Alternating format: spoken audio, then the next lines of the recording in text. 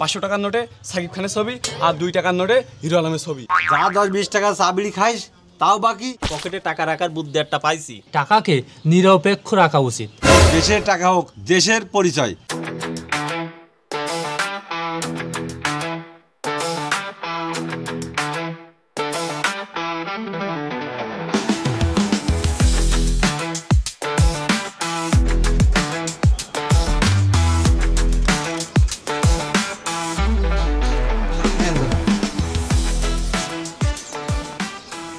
টাকা, আমি তো এই টাকার চেহারা দেখতে দেখতে শেষমেশ নিজের বইয়ের চেহারা পর্যন্ত ভুলে গেছি।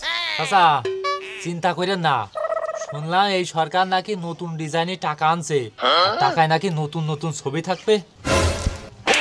সত্যি? তাহলে আমি চাই 500 টাকার নোটে সাকিব খানের ছবি আর 2 টাকার নোটে হিরো আলমের ছবি। টাকায় যার ছবি থাক আর যত সুন্দরী হোক, তোদের পকেটে যদি না থাকে আমার কি লাভ? যা 10-20 টাকা চা বিড়ি খাইস তাও বাকি, হালকাতা দিলে নানান তাল বাহানা করে তাও দিস ফাঁকি। চাচা পকেটে টাকা রাখার বুদ্ধি একটা পাইছি। যেহেতু সব নতুন টাকার নোট আসছে, এই সুযোগে আমার একটা ছবি দিয়ে ফটোশপে গিয়ে 10 টাকার নোট বানাই ফেল। টাকায় আমার ছবি দেখলে মেয়েরাও আমার পছন্দ করবে না। হ্যাঁ, টাকায় তোর ছবি থাকলে তোরও 10 টাকায় 1 টাকা চকলেটও দেবে না। তোর ওই টাকা দেখে কেউ খুশি না হলেও পুলিশ খুব খুশি হবে না। খুশি হয়ে তোর পাছার উপরে লাঠি দিয়ে বিভিন্ন রকমের নকশা আঁকাবেন। আমি পারি না আর পারি না। আবার সেই মানসির ছবি কেন? মানসির ছবি বাদ দিয়ে অন্য কোনো ছবি বসানো যায় না? বাংলাদেশের অনেক ঐতিহ্য আছে, কেন এই ঐতিহ্যের ছবি একটা বসানো যায় না? তাহলে আমাদের গরু দুটো ছবি দি। গরু নাঙ্গল তো বাংলার ঐতিহ্য। তোর যে পাছা শুকনো ট্যান্টিনে গরু, ওই গরুর ছবি টাকায় দিলে টাকার মান সম্মান থাকবে। টাকার মান সম্মান বাঁচাত গেলে টাকায় যে ভুরকা ফোড়ায় নিয়ে বেড়াতে হবে। এই তোরা থাম, কন্ট্রোল করিস নে।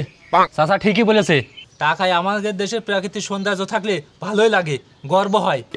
টাকাকে মানুষ সব নিজের মুখ দেখানোর জিনিস বানায় ফেলেছে। হ্যাঁ, টাকায় যদি প্রাকৃতিক দৃশ্য থাকে তাহলে সরকার বদলানোর পরেও টাকা নিয়ে কোনো ঝামেলা থাকে না। সরকার পাল্টালে আবার টাকা নিয়ে কিসের ঝামেলা? দেখ, টাকায় যদি কোনো মানুষের ছবি কিংবা কোনো রাজনৈতিক চিহ্ন থাকে, নতুন সরকার আসার পর যদি সেই টাকা বাদ দেয় তাহলে দেশের বৃহত্তর ক্ষতি হয়। প্রথমত নতুন টাকা ছাপাইতে গেলে বিশাল খরচ হয়। কাগজ, কালি, নিরাপত্তা ফিচার, ছাপাখানা চালানোর খরচ সব মিলিয়ে বিশাল খরচ হয়।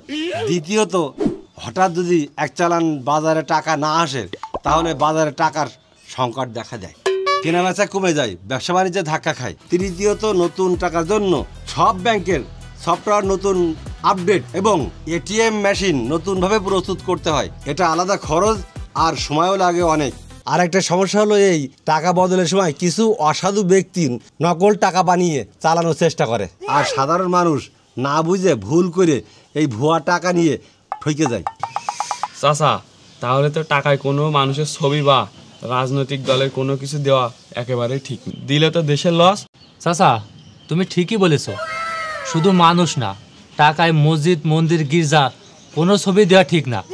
একবার ভাবুন তো, কোনো মুসলিম যখন মসজিদে নামাজ পড়তে যাবে পকেটে মন্দিরের টাকাওয়ালা ছবি, আবার কোনো হিন্দু যখন মন্দিরে যাবে তখন তার পকেটে মসজিদের টাকাওয়ালা ছবি। এতে আজ না হোক কাল ধর্মীয় ইস্যু তৈরি হতে পারে, তাই টাকাকে নিরপেক্ষ রাখা উচিত। হ্যাঁ রে ভাইপো, তুই ঠিক বলেছিস। দেশের টাকা হোক দেশের পরিচয়, না হোক কোনো দলের, না হোক ধর্মের, না হোক মানুষের। দেশের প্রতীকী থাক, কোনো বিভাজনের চিহ্ন না থাকলেই ভালো। টাকা দেশের সম্পদ, কোনো দলের না। টাকার গায়ে কোনো মানুষের মুখ নয়, হোক দেশের আত্মপরিচয়ের ছাপ। মনে রাখবেন, বারবার টাকা বদল মানে শুধু কাগজের অপচয় নয়, তা আমাদের অর্থনীতিতেও ক্ষতি। আসুন টাকাকে আমরা নিরপেক্ষ রাখি, যেন তা সব ধর্ম, সব দল আর সব মানুষের জন্য সমান হয়ে দাঁড়ায়।